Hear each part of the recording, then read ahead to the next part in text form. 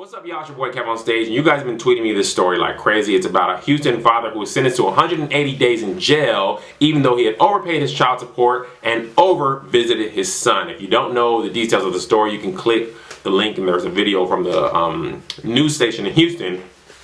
But the story goes like this. The father was paying his child support, or it was being taken out by his employer, and for whatever reason, it was modified without his attention. So he was down $3,000 in unpaid child support. So of course, like most fathers, he doesn't want to go to jail, pays $3,000, he's up to date.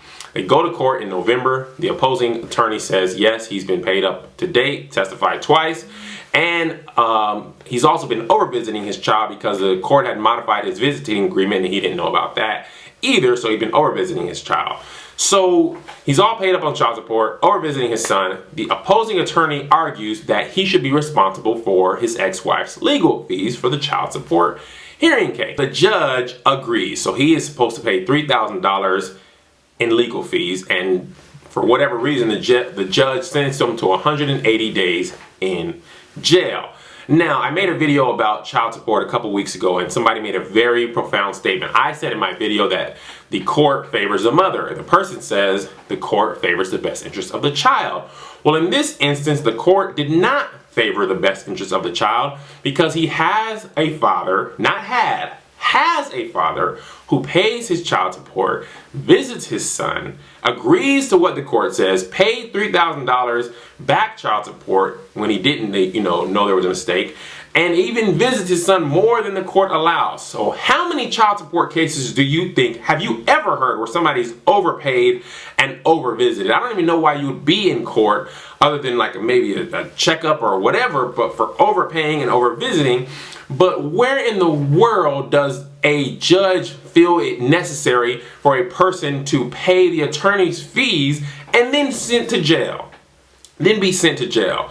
That makes no sense. So you take a kid who has an active father, who's paying his child support and visiting. There's thousands, hundreds of thousands of kids in America who don't even know their dad, don't receive any child support, don't receive any visitations. But here you have a father who pays child support and visits his kid, and now you send him to jail. Now he not only can't pay whatever his modified payment was, and there's no way you're going to be able to pay average child support from jail prices. The money you make in jail is little to nothing. So the mother's going to be getting less than what she got. More than likely he's going to be behind in child support when he gets out of jail.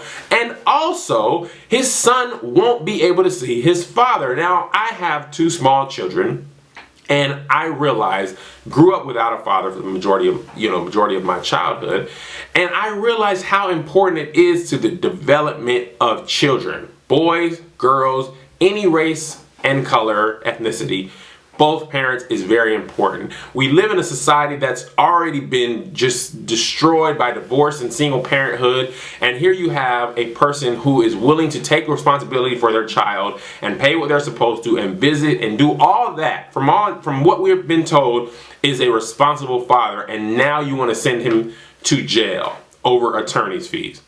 Ludicrous. Why should the father have to pay the wife's attorney fees? And the same thing, why would the wife have to pay the father's attorney fees? Each party should be responsible for their own attorney fees. They're divorced or not, married, whatever the case is. I don't see how a father should be responsible for his ex-wife's fees. And now you have a kid who goes 6 months without seeing his father, and more than likely 6 months without having adequate child support. And it just seems ludicrous. It's frustrating. It's upsetting to me as a father that this happened. The court failed him. The system failed him, the kid. And now he's just going to have to live with that. So you guys let me know what you think in the comments. But of course, I think it's ludicrous. Your boy KevOnStage. See you tomorrow. What's up, everybody? It's KevOnStage. Go subscribe to my YouTube page, and don't you be bitter. Just follow me on Twitter. What's up, everybody? It's KevOnStage. Go subscribe to my YouTube page, and don't you be bitter.